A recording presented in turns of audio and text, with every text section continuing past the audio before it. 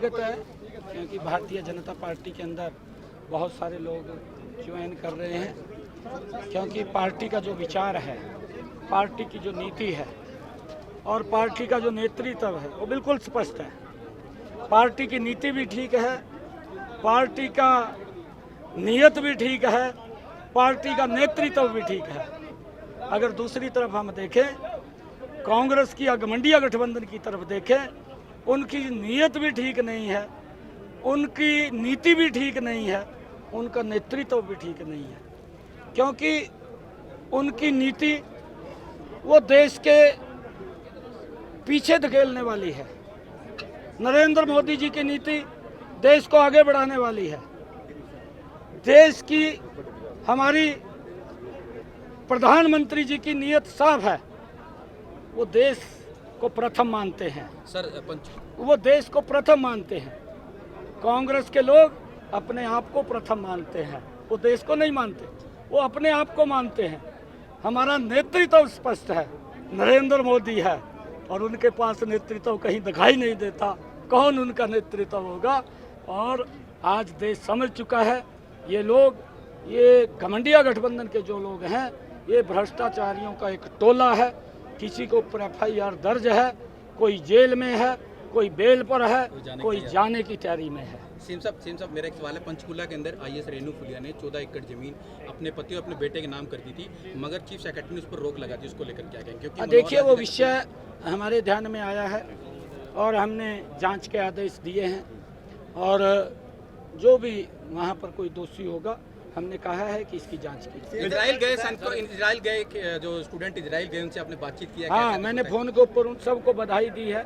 उन्होंने कहा है कि मोदी है तो मुमकिन है, और सिर्फ किराया ही उनका लगा है, टिकट का किराया लगा है, वो कोई पैसा उनका नहीं लगा।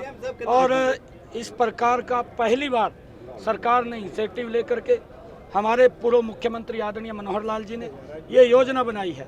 आज दुनिया के अंदर कहीं पर भी भारतीय है, वो गर्व से बोलता है कि नरेंद्र मोदी है तो किसी प्रकार की दिक्कत नहीं है। हर चीज़ का वहाँ वो सुरक्षित अपने आप को महसूस करते हैं, और उसका परिणाम है कि नरेंद्र मोदी जी के नेतृत्व में भारत बड़ी गति से आगे बढ़ रहा है। वाली याचिका भी रद्द कर दिया हाई कोर्ट ने, जो आपके खिलाफ डाली गई। हाँ, माननीय हाई कोर्ट ने, क्लियर हो गया मामला, अब तो इलेक्शन लड़ेंगे। बिल्कुल, माननीय हाई कोर्ट ने उसको खारिज किया है, और चुनाव की हमारी पूर्ण तैयारी है। मैं कल वहाँ करनाल के अंदर गया था। मैं 4 हमारे मंडल हैं, चारों मंडलों के कार्यकर्ताओं को बीच में मैं गया था, उनका आशीर्वाद लिया, लोगों से मिला हूँ करनाल के, उनका आशीर्वाद लिया है, और बड़े मैंडेट के साथ करनाल के लोगों ने कहा कि 2 वहाँ पर 2 कहा हम कमल खिलाएंगे, ये उन्होंने प्रण किया। हरियाणा के अंदर 11 कमल खिलेंगे, और 11 के 11 10 नरेंद्र मोदी जी के पास जाएंगे, 1 चंडीगढ़ में जाएगा। सर, विजेंद्र सिंह की पार्टी ज्वाइन करने के बाद कौन सी सीट दे रहे हैं उनको? देखिए, क्योंकि सीटें तो हमारे आगे विधानसभा की भी बहुत है, और जो भी हमारा पार्लियामेंट्री बोर्ड तय करता है, और वहाँ से व्यक्ति कौन आता है कौन नहीं आता है, जो पार्लियामेंट्री बोर्ड तय करता है, वो निर्णय अंतिम होता है, और उसको लेकर के आगे बढ़ाने का काम करते हैं।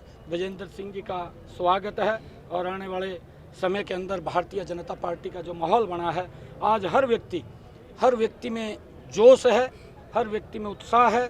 नरेंद्र मोदी जी की नीतियों के कारण, डबल इंजन सरकार की नीतियों के कारण, कि पहली बार ये लाभ ये लोगों तक पहुंचा है, और उसका परिणाम है कि जब 4 तारीख को रिजल्ट आएंगे, जो 400 पार देश बोल रहा है, 10 की 10 लोकसभा की सीटें। लास्ट सवाल सीएम साहब, ये कि ऐसी चर्चा है, विपक्ष कह रहा है कि 4 लोकसभा के जो आपके कैंडिडेट हैं हरियाणा के, वो बदले जा सकते हैं। नंबर 1 पे हिसार और अशोक तंवर, और अंबाला से मैडम बद्दो कटारिया से बदले जा सकते हैं। कुछ यहाँ पर देश अध्यक्ष भी हैं अभी पार्टी के। देखिए, वो सपने देखते रहते हैं, उनकी पहले तो ये नहीं हौसला हो रहा कि हम इस सीट से लड़ लें। एवं पिछली बार तो हुड्डा भी लड़ने के लिए तैयार हो गया था, जब देखा भी नरेंद्र मोदी के सामने टिक नहीं पाया, उसको भी हार देखनी पड़ी, और उसके मन में ये डर है कि अब की बार भी मैं हार देखूंगा, और अब की बार वो बोलता है कि मैं तो चुनाव नहीं लड़ूंगा। शैलजा भी अंदर खाते बोलती है मैं भी चुनाव नहीं लड़ूंगी, परंतु पार्टी का दबाव है कि लड़ना है, फेस करना है, चाहे हार जाएं।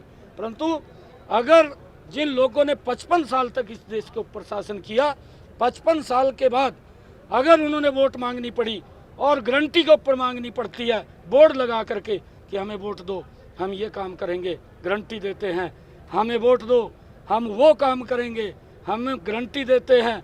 अब कांग्रेस की गारंटी के ऊपर देश को विश्वास नहीं रहा, एक ही गारंटी के ऊपर विश्वास है, वो नरेंद्र मोदी जी। मोदी जी आ रहे हैं, रोड शो कर रहे हैं मई